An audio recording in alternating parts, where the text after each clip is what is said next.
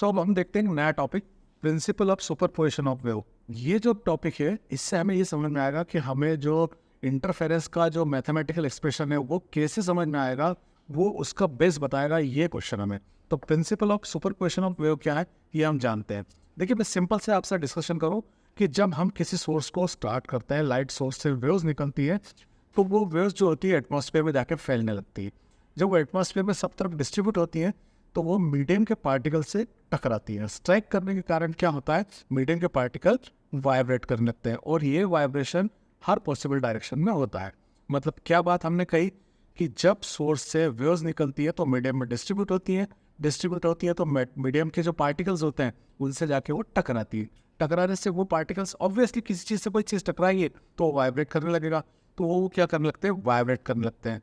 तो वो वाइब्रेशन को देखना है। दूसरी बात, एक बात और कि कभी कभी क्या होता है कि एक ही मीडियम का पार्टिकल होता है, एक ही मीडियम का पार्टिकल रहेगा देखिए, और इस मीडियम के पार्टिकल पे एक साथ एक से ज़्यादा वेव आ जाएगी। अब वो सारी वेव्स, एक से ज़्यादा जितनी वेव्स उस पार्टिकल्स पे आकर टकरा रही हैं, उस पर स्ट्राइक कर रही है, तो ऑब्वियसली वो अपने अपने तरीके से उसको डिस्प्लेस करने की कोशिश करेगी अलग अलग डायरेक्शन में। तो फाइनली उसका जो रिजल्ट एंड डिस्प्लेसमेंट होगा वो कहाँ होगा, उसी को समझाने के लिए जो थ्योरी दी जाती है वो principal of superposition of wave कहलाती है। तो वो क्या है, देखिए एक्चुअली क्या है, जैसे ये एक वेव है, मैं आपको बता दूं कि हमारे पार्टिकल में पहली वेव दी जाती है, स्ट्राइक कर रही है, टकरा रही है, तो उस पर y1 डिस्प्लेसमेंट प्रोड्यूस कर रही है, दूसरी समझ लो y2 कर रही और तीसरी y3 कर रही। अब तीन तीन तरीके से तो वो उससे स्ट्राइक करके उस पर डिस्प्लेसमेंट कर रही, तो ओवरऑल कहीं ना कहीं तो पार्टिकल जाएगा ही। वो पार्टिकल कहाँ जा रहा है, ऐसा अपन मान लेते हैं कि वो एक किसी पर्टिकुलर रिजल्टेंट डायरेक्शन y में जा रहा है। तो इस y रिजल्टेंट डायरेक्शन की वेक्टर वैल्यू ध्यान देना है, विदाउट वेक्टर पे नहीं होगा ये वेक्टर वैल्यू। तो वो फाइनल वेक्टर वैल्यू जो होगी उनके इंडिविजुअल डिस्प्लेसमेंट की वेक्टर वैल्यू के सम के इक्वल होगी। इसी को हम क्या कहते हैं, principal of superposition of wave. और यहाँ हम सब उसी बारे में लिखे, हमने सारी बातें यहाँ लिख दी और देखिए डायग्राम में आप क्लियर हो रहा है यहाँ पे कि मैंने दो वेव यहाँ बताई हैं जो एक पार्टिकल में जाकर टकरा रही है, जिससे वो रिजल्टेंट डायरेक्शन में क्या कर रहा है, मूव कर रहा है, तो रिजल्टेंट वेलोसिटी उसे मिल जाती है।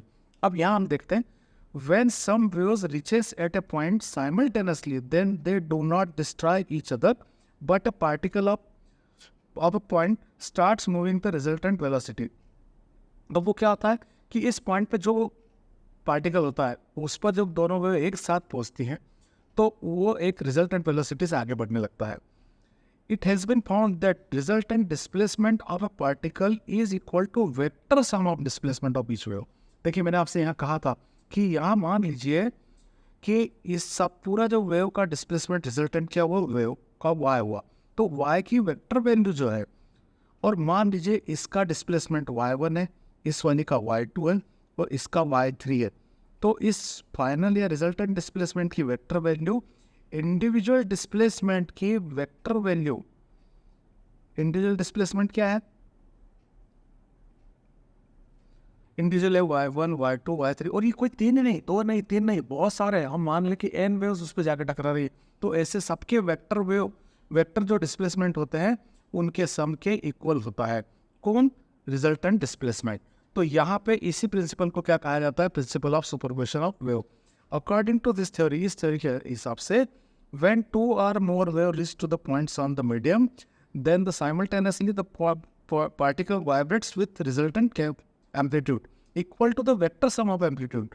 देखो रिजल्टेंट एम्पलीट्यूड जो मान लो एम्पलीट्यूड ही ले ले, तो वो जो वेक्टर इंडिविजुअल जो प्रत्येक हर वेव का एम्पलीट्यूड है उसकी वेक्टर वैल्यू के सम के इक्वल होगा। ये इसके थ्योरी का मेन पार्ट है। तो ये मैंने यहाँ पे आपके फार्मुलेशन के रूप में बता दिया और थ्योरी पूरी यहाँ लिखी हुई है। एक पॉइंट है जिसको समझ में आना चाहिए, कभी कभी 2 मार्क्स में पूछ लिया जा सकता है, तो ध्यान दें कि इसको किस तरीके से हम करें इसको। अब देखिए हम इसको मान के चलते हैं कि वो जो मैंने आपको उधर पीछे डायग्राम में बताया कि if n waves are reaching the point and displacement of particle of each wave is y1 y2 y3 y4 dash dash dash yn, मतलब पहली वेव y1 डिस्प्लेसमेंट प्रोड्यूस कर रही है, दूसरी y2 कर रही है, तीसरी y3, चौथी y4, और इस तरीके से पूरे पार्टिकल्स yn डिस्प्लेसमेंट कर रहा है। And the resultant amplitude of particle is y, और सबका अपन कैलकुलेशन देखें कि अल्टीमेटली वो कहाँ गया पार्टिकल, तो उसका डिस्प्लेसमेंट मान लिया y। तो इस y की रिजल्टेंट की वेक्टर वैल्यू इंडिविजुअल डिस्प्लेसमेंट की वेक्टर वैल्यू के सम के इक्वल होता है। यही जो है जो थ्योरी है ये सुपरपोजिशन थ्योरी कहलाती है of the wave. When all waves are in same phase, जब सारी वेव्स सेम फेस में हो, अब the crest of the first wave coincide with second. अब देखिए मतलब जो पहली वेव का क्रेस्ट है, अब ये आप सब जानते हैं कि वेव जब चलती है तो क्रेस्ट एंड ट्रो बनते हैं। तो जो पॉजिटिव डिस्प्लेसमेंट ऑफ क्रेस्ट है और निगेटिव जो है ट्रो है, तो एक वेव का क्रेस्ट दूसरी वेव के क्रेस्ट के साथ हो और पहली वेव का ट्रो दूसरी वेव के ट्रो के साथ हो, ये कंडीशन होती है। तो क्या होता है, रिजल्ट एंड डिस्प्लेसमेंट कैसे होता है? देखिए y1 की डायरेक्शन भी वही है, y1 की डायरेक्शन भी वही है, y2 की डायरेक्शन भी वही है, और फाइनल डायरेक्शन क्या होगी? दोनों की सेम डायरेक्शन होने के कारण उनका जो डिस्प्लेसमेंट है y equal to y1 plus y2 होगा। मतलब यहाँ पर हम वेक्टर वैल्यू भी ले सकते हैं, यहाँ पे वेक्टर के फॉर्म में भी बता सकते हैं इसको।